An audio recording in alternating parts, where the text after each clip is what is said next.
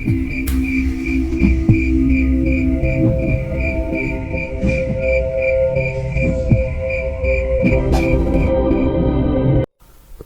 Mbak?"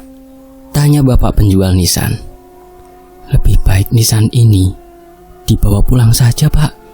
Di desa kami tidak ada yang meninggal hari ini," pintaku. Loh, gimana toh? Lah terus ini gimana?" jelas bapak itu. "Siapa memangnya yang beli, Pak?" tanya Mas Suroso.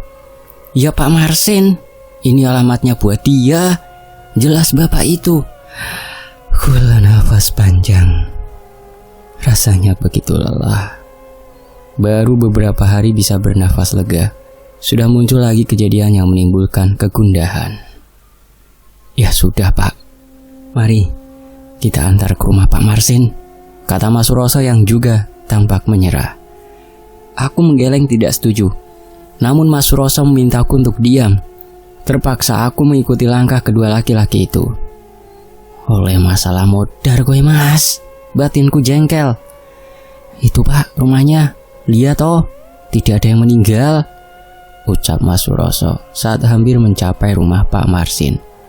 Mungkin buat saudaranya, kila bapak itu masih setia dengan pendiriannya. "Ya sudah, terserah," ucap Mas Suroso sambil berjalan ke arah depan rumah. Tok tok tok. "Assalamualaikum." "Waalaikumsalam," jawab suara Pak Marsin dari dalam. "Silakan Pak, ini Pak Marsin," ucap Mas Suroso. "Pak Marsin, saya mau mengantarkan pesanan nisannya," kata penjual nisan sambil menunjukkan benda yang ia bawa. "Maksudnya siapa yang pesan nisan?" tanya Pak Marsin. Aku meneguk salivah. Benarkan dugaanku kalau Pak Marsin tidak memesan nisan tersebut? Tampak jelas ekspresi kebingungan di wajahnya. "Loh, gimana toh Pak sampean? Tadi Bapak pesan nisan toh, lah kok malah bingung?" ucap penjual itu juga ikut kebingungan. Nah, kenyataannya tidak ada yang pesen. Tukas Mas Suroso mulai jengkel. "Ya Allah, iki wong desa kene iki kenapa toh?" tanya penjual nisan frustasi. "Lah sampeannya kenapa? Mau nyumpahin keluarga saya meninggal?" ujar Pak Marsin naik pitam. "Sudah Pak, mending Bapak pulang." Belum sempat aku menyelesaikan ucapanku, dari dalam rumah terdengar jeritan nyaring. Spontan membuat kami semua menoleh. Pak Marsin pun bergegas masuk ke dalam, diikuti Mas Suroso. "Maaf ya Pak, mending Bapak pulang sekarang. Kalau tidak mau membawa nisan itu, tinggal saja," ucapku langsung masuk ke rumah. Setibanya di ruang dalam, kulihat Mas Suroso sedang berdiri terpaku menatap ke dalam sebuah ruang. "Astagfirullah Bu, sadar Bu," jerit Pak Marsin. Aku berhenti melangkah saat mendengar jeritan Pak Marsin. Mas Suroso pun seperti tersadar dan menghambur ke dalam kamar. Aku mendekat ke arah mereka. Mungkin itu salah satu keputusan terbodohku saat aku berdiri di ambang pintu. Tak kusangka, melihat kejadian yang begitu mengerikan, sontak saja aku mundur hingga membentur tembok. "Astagfirullah," ucapku saat mendapati banyak sekali bercak darah. Kamar itu sudah penuh dengan bercak darah. Dua bocah yang beberapa hari lalu terlihat masih lucu, kini terbaring bersimbah darah. "Astagfirullah Bu, sadar," jerit Pak Marsin. Terus saja Bu Marsin memberontak, tatapannya kosong. Bahkan dia terus menggumamkan sesuatu yang tidak jelas. "Dok, cari bantuan," teriak Mas Suroso. Bergegas aku berlari sampai di depan rumah. Aku langsung teriak sekencang mungkin. Para tetangga sekitar langsung berhambur keluar rumah. "Ngopo? Onopo? Ada apa?" tanya salah seorang pemuda. Aku sebatas menunjuk gemetar ke dalam rumah. Bergegas mereka masuk untuk memastikan apa yang sedang terjadi. "Astagfirullah, panggil Pak Kades," ucap satu di antara mereka. Aku sendiri langsung ambruk dan menangis sesenggukan. "Dok, bangun," ucap suara yang kukenali milik Mbok Mina. "Mbok, itu Bu Nawir," kataku parau. Aku tak kuasa melihat kengerian yang terjadi. Tangan bersimbah darah dan dua bocah kecil yang sudah meregang nyawa. Beberapa waktu kemudian, tampak Pak Kades datang bersama orang yang paling kubenci dan kutakuti saat ini. Tampak raut wajah mereka yang tenang, seolah sudah tahu bahwa perkara ini bakal terjadi. Aku masih duduk di teras milik Mbok Mina. Berulang kali warga bertanya kepadaku tentang apa yang terjadi. Namun untuk berbicara pun rasanya begitu berat. Hingga kulihat Mas Suroso keluar dari dalam rumah dengan wajah merah padam menahan amarah. "Wit, kita pulang," ajak Mas Suroso saat sudah berada di depanku. Di sisi lain, "Duduk, biar ku buatkan minum," perintah Mas Suroso. Aku yang masih linglung hanya bisa diam menatapnya. Berulang kali bayangan anak Marsin hilang timbul di kepalaku. Apa benar kalau Kromo Leo itu menjadi penanda kematian? Apa aku harus mengikuti semua perintah Mbah Mangun supaya bisa selamat? "Diminum dulu," ucap Mas Suroso membuyarkan lamunanku. "Mas, bagaimana dengan anak Pak Marsin?" tanyaku. Mas Suroso menggeleng. Gestur itu sudah menjelaskan kalau mereka meninggal. "Sekarang warga desa pasti akan heboh. Sudah 3 kali kamu menyaksikan kejadian seperti ini," ucap Mas Suroso. "Tapi tenang, selama ada Mas Suroso, tidak akan ada yang berani menyentuhmu," lanjutnya. "Mas," bentakku keras sampai membuatnya terlonjak. "Kamu ini masih bisa bicara seperti itu? Lihat sekarang keadaannya bagaimana. Aku juga paham pasti mereka bakal menuduhku," ucapku. Mas Suroso diam. Sorot matanya menghujam bola begitu dalam. Lantas ia membelai tanganku lembut. "Jangan berpikir macam-macam," ucap Mas Suroso bergerak hampir memelukku. Ingat, belum halal," terdengar suara bapak di belakangku, membuat kami langsung melepaskan diri satu sama lain. "Kamu kenapa, Nduk?" tanya bapak ketika melihat wajahku yang sembab. Buru-buru bapak duduk di sampingku, mendorong Mas Suroso kasar. Mungkin jika kondisinya normal, aku akan tertawa saat melihat laki-laki itu jatuh ke samping dengan kursi yang ia duduki. "Aduh, kasar banget sih, Pak," erang Mas Suroso. Kamu apakan anakku?" bentak bapak.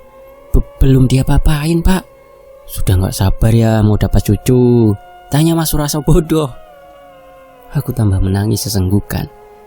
Bapak sudah hampir berdiri untuk memukul Mas Suroso. Heran sekali aku dengan makhluk ajaib ini. Baru beberapa detik berkarisma, tiba-tiba saja sudah menjadi orang tidak waras. Kenapa bisa mulutnya begitu lemes seperti teripang? Cukup lama aku menangis di pelukan bapak. Saat sudah mulai tenang, baru ku ceritakan semua yang baru ku alami. Kalau seperti ini, memang lebih baik kita ikuti saja perintah Mbah Mangun. Bapak takut terjadi sesuatu sama kalian, kata bapak khawatir. Tapi bagaimana kalau semua ulah Mbah Mangun? Ucapku parau. Bapak sudah tidak tahu lagi, Nduk. Yang penting sekarang kita ikuti saja arahnya. Gimana, Sur? Tanya bapak.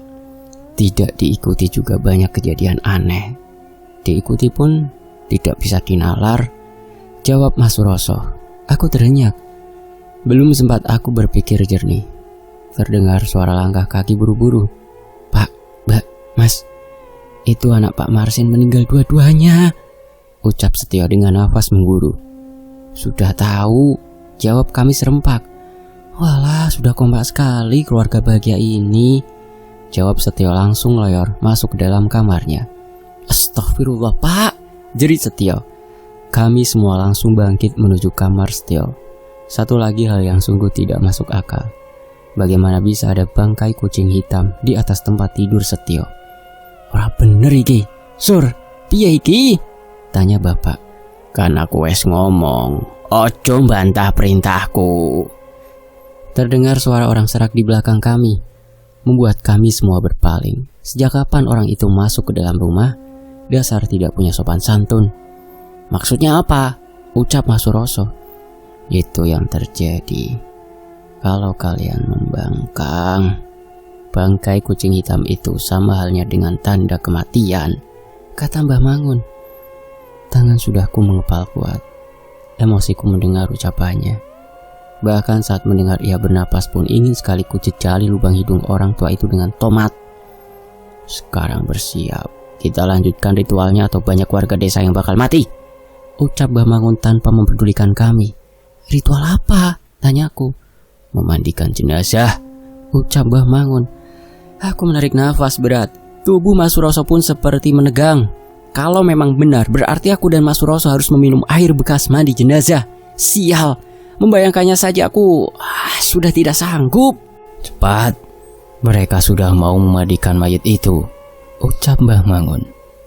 Duk, lakukan saja dulu ya. Bapak tidak mau kalian menjadi korban, ucap Bapak. Aku menggeleng. Sumpah, aku benar-benar tidak mau melakukan itu. Gusti, tolong hambamu ini. Tidak mau? Ya sudah. Paling sebentar lagi salah satu di antara kalian ada yang dijemput mereka, kata Mbah Mangun sambil berlalu pergi. Duk, maaf, ucap Mas Suroso. Tanpa kuduga ia dengan bodohnya langsung membopongku layaknya karung beras. Aku meronta, meminta tolong kepada Bapak dan Setio. Namun, mereka hanya diam dan terus menganggukkan kepala, seolah setuju dengan apa yang dilakukan oleh Mas Suroso. Keluarga edan, turunin, bentakku keras sambil memukul punggung kekar Mas Suroso. Dek, sudahlah, kita lakukan saja. Tidak ada waktu lagi, Mas mohon, kata Mas Suroso setelah menurunkanku. Mas, aku melihat wajah bocah itu saja tidak kuat. Bagaimana kalau harus minum air bekas jenazah mereka? Ucapku teringat dengan dua bocah yang sudah bersimbah darah. Lalu bagaimana kalau warga tahu apa yang kita lakukan? Tanyaku. Mas Suroso menggelengkan kepalanya. Apapun yang terjadi, aku bakal terus di sisimu, Dek, ucapnya masih sempat menggombal. Saat sudah sampai di rumah Pak Marsin, banyak pasang mata yang melihat kami. Bisik-bisik seru terdengar sampai telingaku.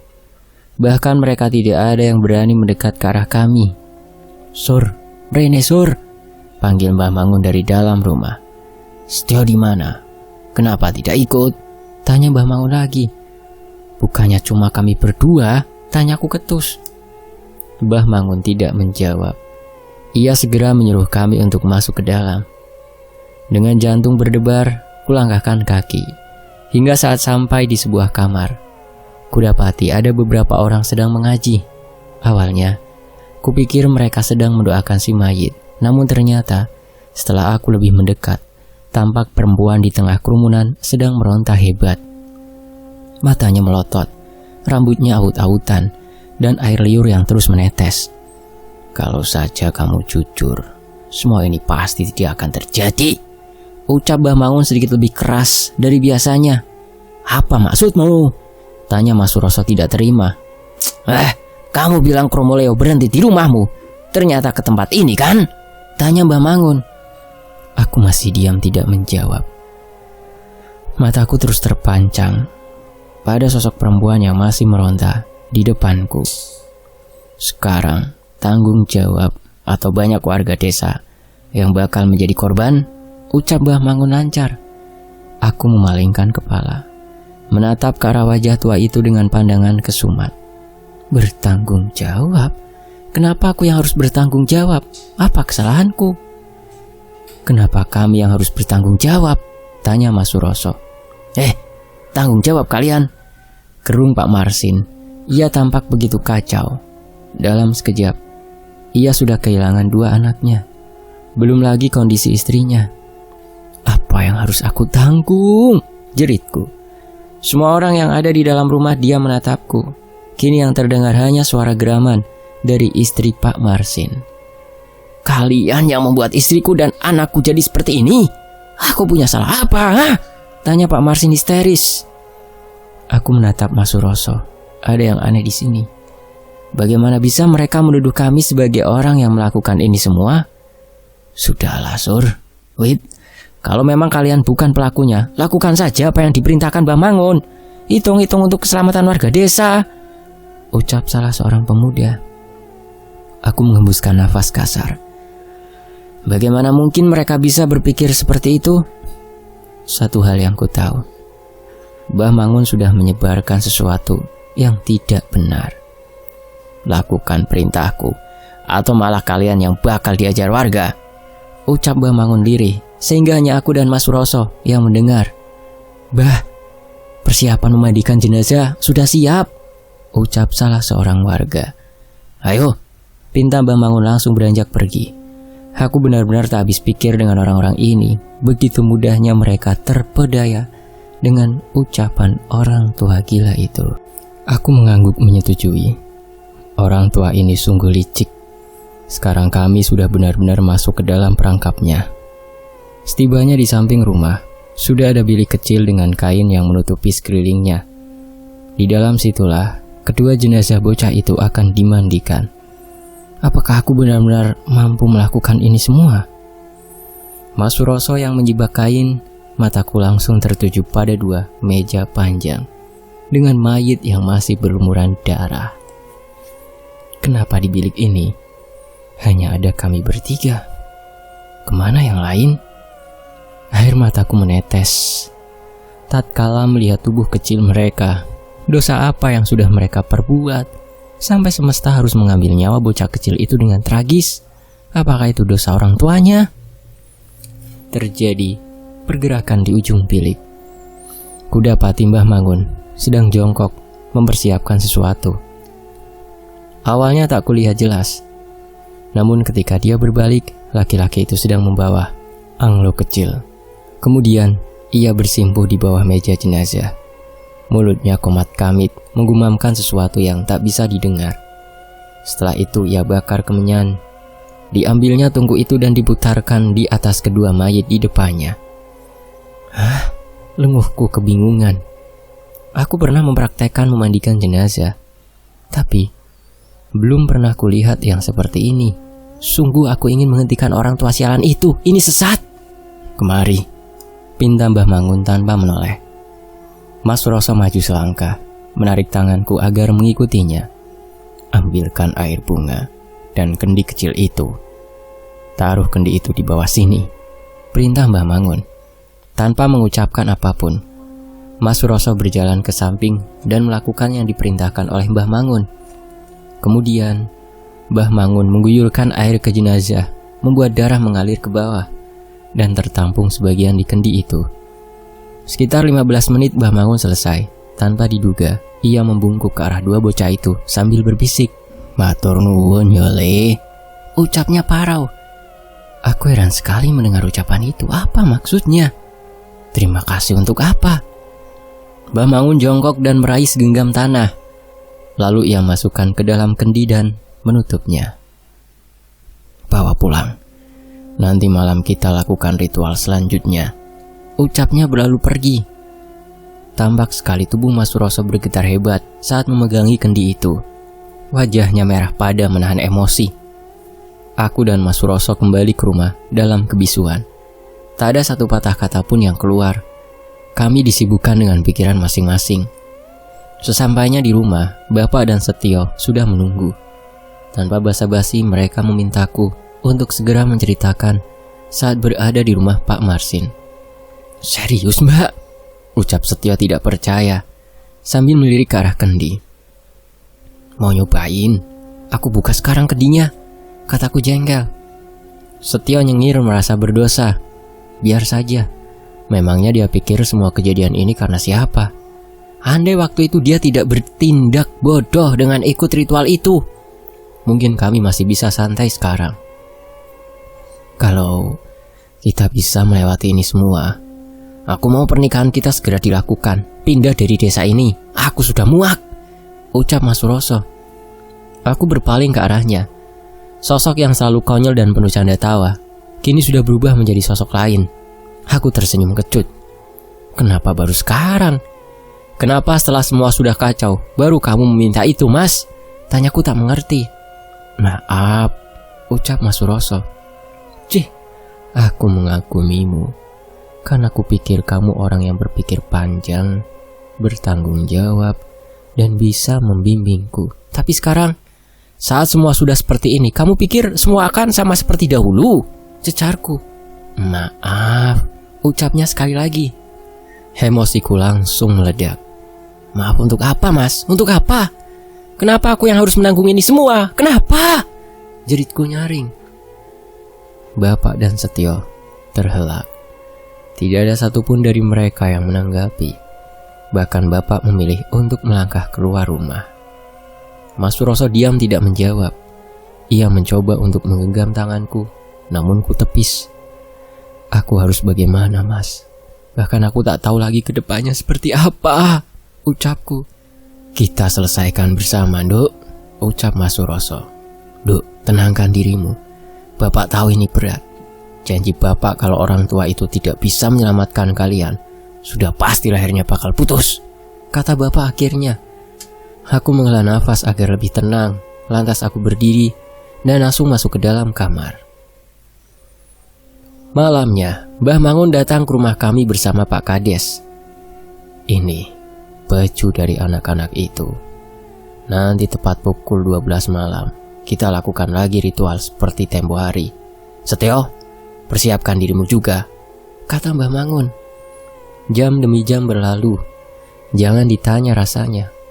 Bukan hanya debaran jantungku saja yang berdetak kuat, tapi ada perasaan dongkol, muak, dan jengkel merasuk menjadi satu.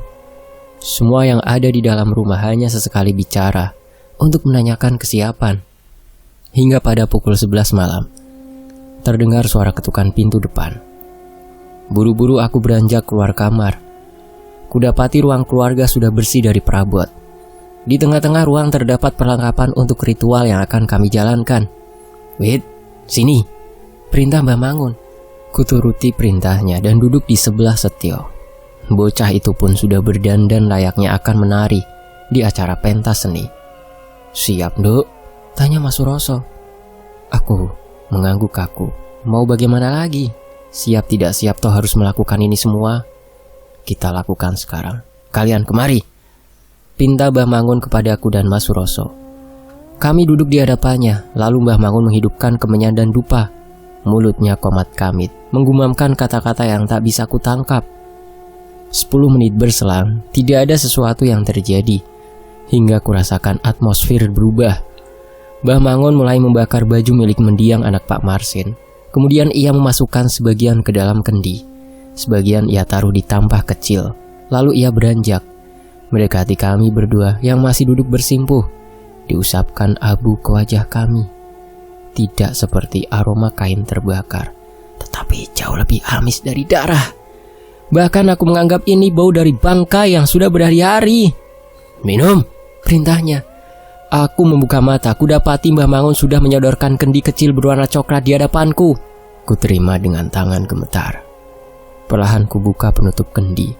Hidungku seketika mati rasa saat menghirup aroma yang memuakkan. Erangku, cepat minum.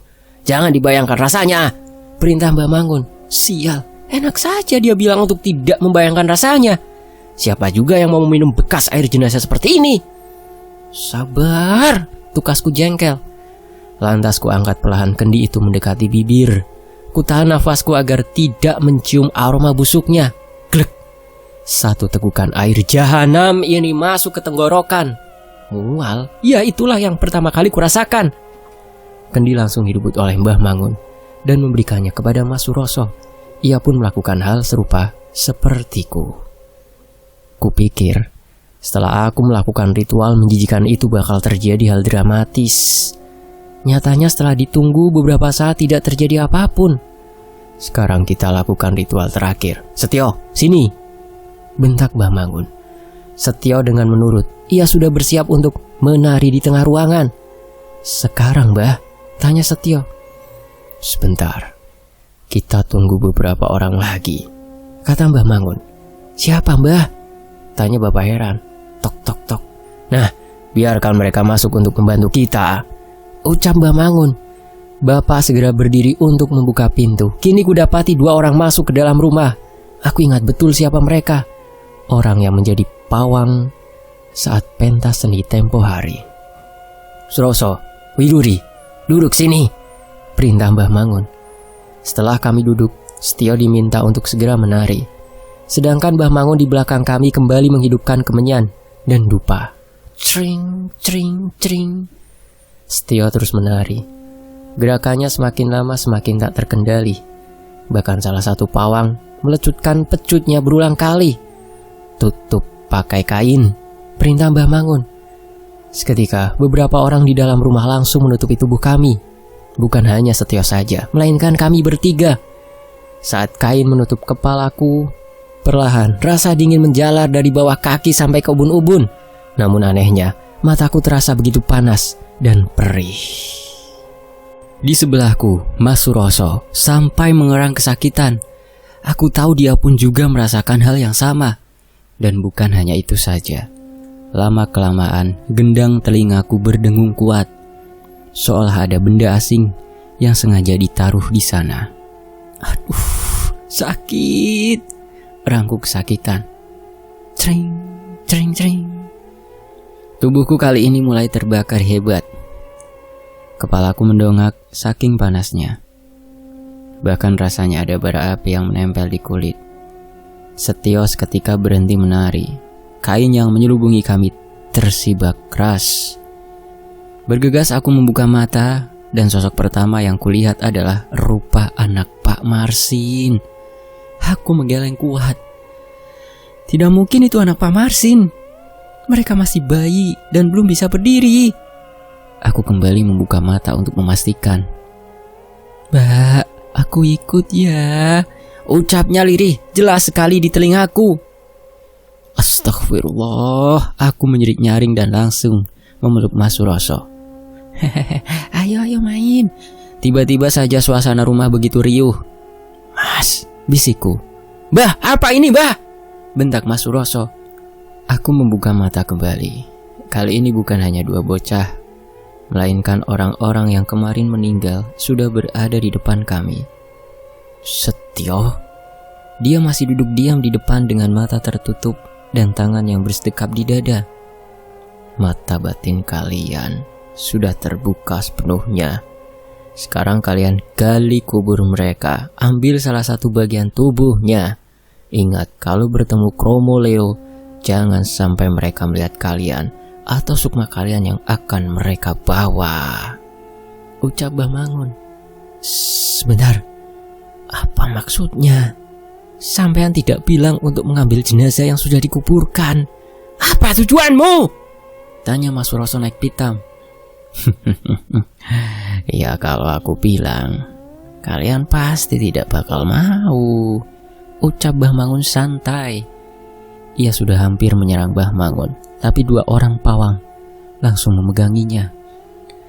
Bahkan kulihat bapak juga hanya diam. Tatapannya kosong, seolah ia tidak menyadari apa yang sedang terjadi. Mau apa? Semua ritual sudah dilakukan. Turuti perintahku, maka kalian akan selamat. Lalu kubiarkan pergi dari desa ini, jawab Mbah Mangun. Jawab, apa tujuanmu bangsat? Ucap Mas Suroso. Sur. Kalau pengen tahu tujuanku apa, ya jelas untuk warga desa, jawab Mbah Mangun menyeringai. Bohong, apa tujuanmu? Teriakku lantang. Mbah Mangun menelengkan kepalanya, seolah sedang menilai apakah aku layak untuk mendapatkan jawabannya. Ilmu, Nduk. Sudah 20 tahun aku menunggu kesempatan ini. Mungkin dulu si mbahmu tidak setuju dengan usulanku, ucap Mbah Mangun menoleh ke arah Mas Suroso. Kamu ingat dulu, aku pernah bersih tegang dengan mbahmu dan si Slamet goblok itu. Dulu aku ingin desa ini makmur, tapi karena mereka sok suci dan menganggap bahwa aku sesat, makanya ritual kepaten tidak pernah dilakukan. Jelas Mbah Mangun yang kini mengusap pipi Mas Suroso. Lalu apa hubungannya dengan keluargaku orang gila?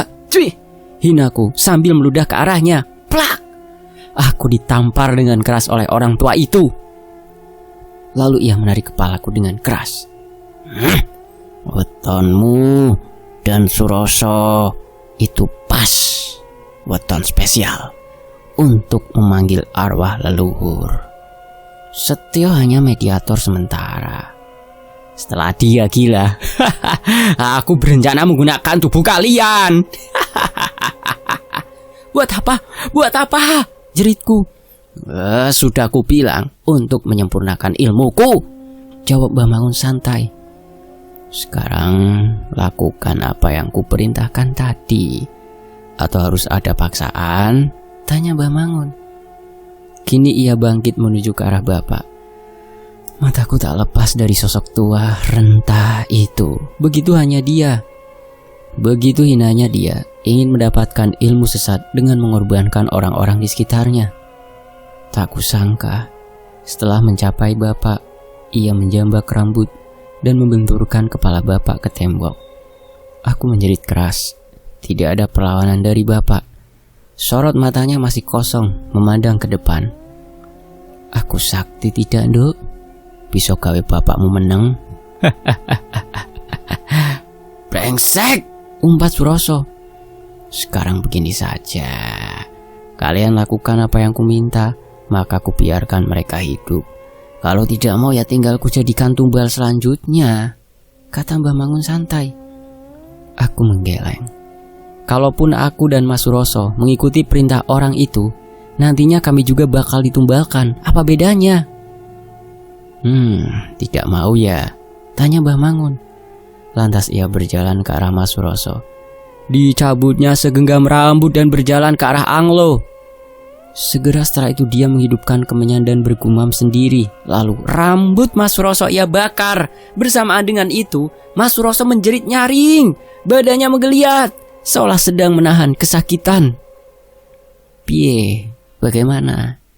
Masih pada ndak mau? Tanya Mbah Mangun. Aku menggeleng. Air mataku merebak tak terkendali. Pandanganku terus bergantian ke arah mereka semua. Mas Suroso menjerit lebih keras. Bahkan ia memuntahkan darah segar dari mulutnya. Baik, lepaskan mereka.